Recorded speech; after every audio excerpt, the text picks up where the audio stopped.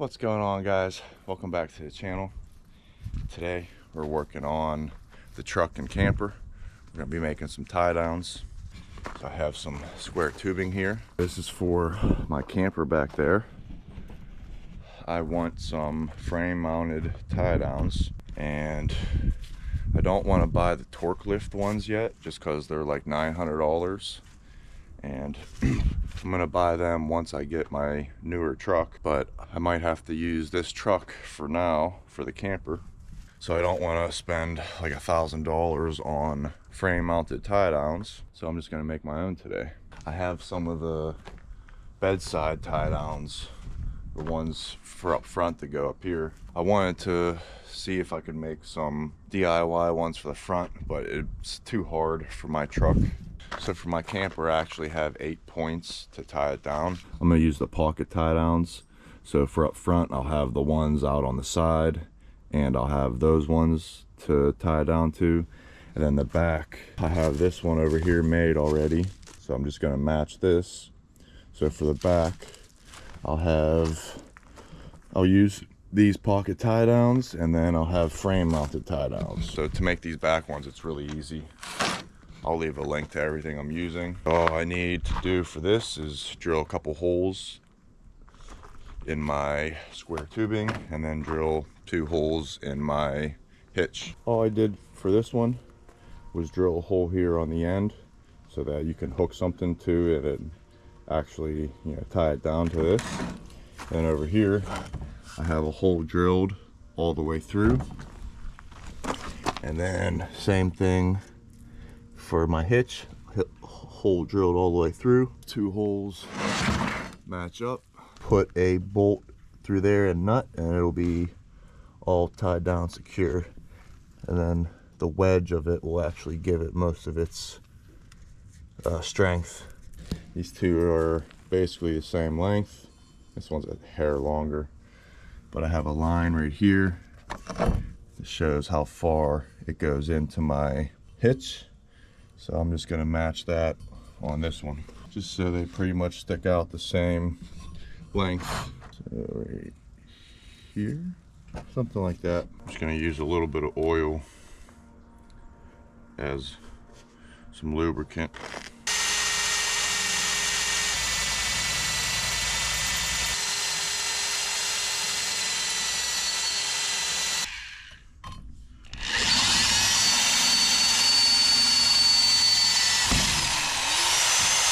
And this is gonna be where, the tie down actually hooks to.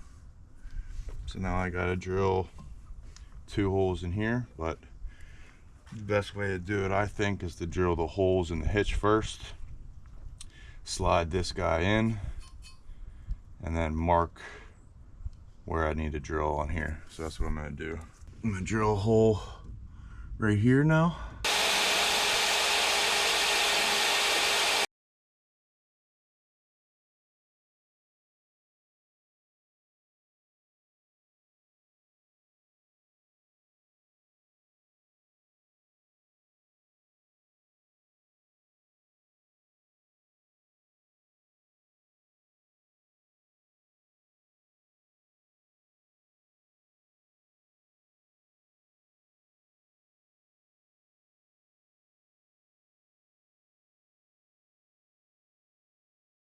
Now I have a line on my square tubing, so I'm going to slide it in until that line matches up with the end.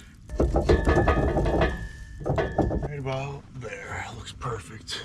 My marker, and I'm just going to mark where I need to drill. Take it back out.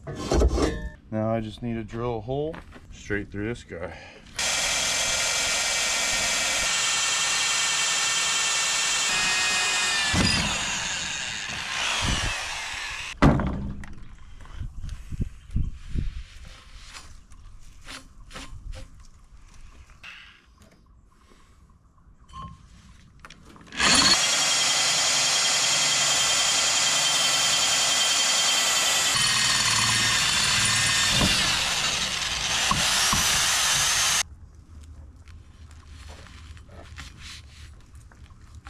Alright guys, I had some of this extra primer just laying around.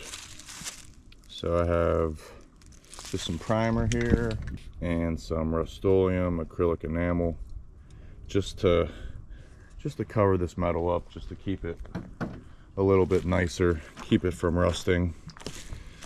So I'm going to try to spray as much as I can on the inside, but whatever I get on the inside I get.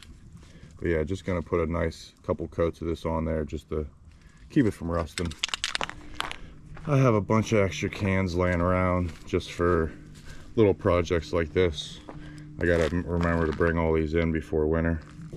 All right, same thing, but with this primer. This one's actually good. The other can was bad.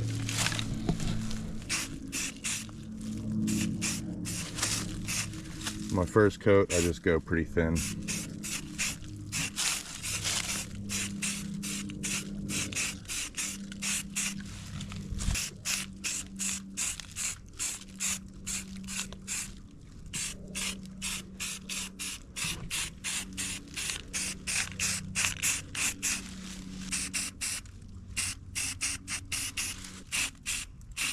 I'm just using this wheelbarrow because I don't care about this thing at all. Alright, now I'll come back in like 5-10 minutes and put another thicker coat on. Show you how this guy works though. So this is the end that sticks out right there. He's just gonna slide right in there. And then right there, I'm just gonna put a bolt right through there, a nut on the other side, and we're good to go. Sticks out pretty much exactly where I need it. On this side, it blocks a tiny bit of the exhaust, only the top part. So it's really not an issue. All right, so I put a few coats of that primer on. Now I'm gonna do the same thing with this black acrylic enamel. Just gonna put one real light coat and then maybe two heavy coats.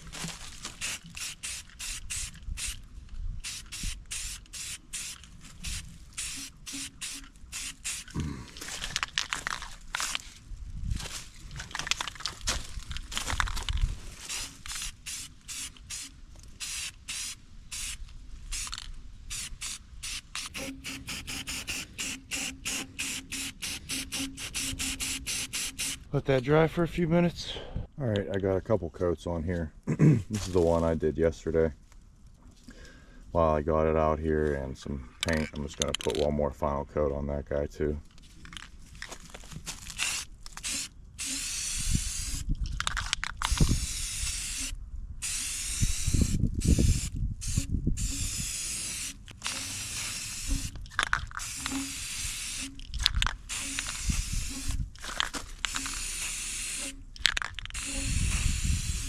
Not worried about runs at all. Alright guys, let me show you the final product. Got my frame mounts all hooked in and bolted in. I have my winch on here on the front. I'm going to make a video about that soon because this hidden winch mount is not made for this truck, but I made it work. So I'm going to show you how I did that. But here we go guys, here's the final product of my frame mounts. So you can see I put a bolt all the way through. Put a bolt all the way through with a lock nut, and then there's a washer on both sides, but that's just so there's still a little bit of wiggle, but once you put pressure on this, pull it up, there won't be any wiggle. But that bolt is in there just so it can't slide around or slide back and forth or do anything. It's stuck in place, it can't go anywhere. So that's where we're at guys. Can't move anywhere. Well, it wiggles a little bit, but like I said, once there's tension on it, on both sides, it'll be like that, and it really won't be able to move at all. If you can stand on it and move the whole truck with it. These boxes stick out about the same length as my camper does, so my tie down point is going to be right about there. So it gives me plenty of clearance for my truck. So that's it, guys. Hope you guys enjoyed this little DIY video making these frame mounts. Pretty simple little concept, but just in case anyone's in the same position I'm in, you could make these back ones really easy. If you guys haven't already, please hit that subscribe button so you don't miss out on the future projects. I got a bunch of videos planned. Still got to make my final concrete video. I got this video filmed for the winch and everything, so if you guys would do me a favor and drop a big thumbs up down below, really helps the video reach a wider audience and helps my channel grow. So appreciate it, guys. And yeah, it's gonna be it. Hope you have a great day. Peace.